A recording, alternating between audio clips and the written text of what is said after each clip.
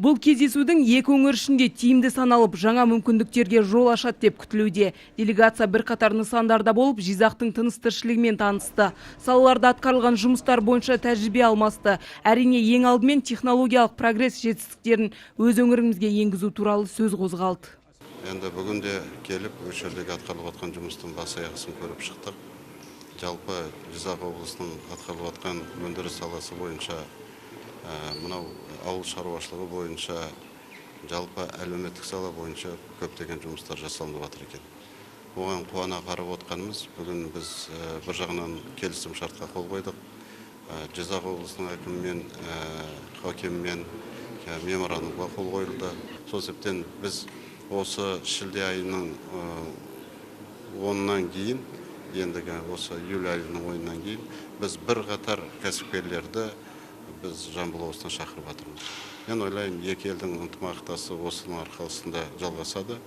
Жизақ өңірі текстильді өнімдер мен тұрмыстық техника өндіруде көш ілгері. Біздің нарықтағы бағамен салыстырғанда 25-30%-ға төмен саудалайды.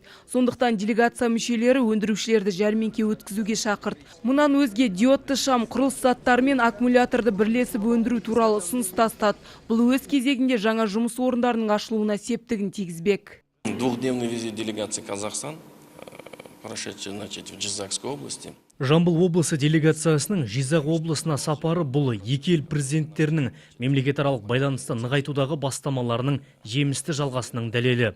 Бұл біз бен сіздердің облыстағы өндіріс саласының дамуына үлкен серпін берер анық. Кездесу барысында бірқатар мәселелер талқылап, келісім шарттарға қол қойдық. Берік қарым-қатынас орнату екі ел арасындағы өзара байланысты жаңа деңгейге жетелейді. Екі жақтың тауар айналымы 2016 жылы 34 миллион ақш долларын құрап, 2015 жылмен салыстырғанда 28%-ға ұлғайған. Аймақ басшысы өз сөзінде біздің мекен өзбек елі үшін Евразиялық экономикалық одақ елдері, сондай-ақ Жамбылдың сауда серіктестері, Қытай, Үндістан және Иран сынды елдердің сауда нарығына шығуға тамаша мүмкіндік екендігін атап өтті. Кездесу соңында білім, денсаулық сақтау салаларында ынтымақтастық туралы меморандумға қол қойылды.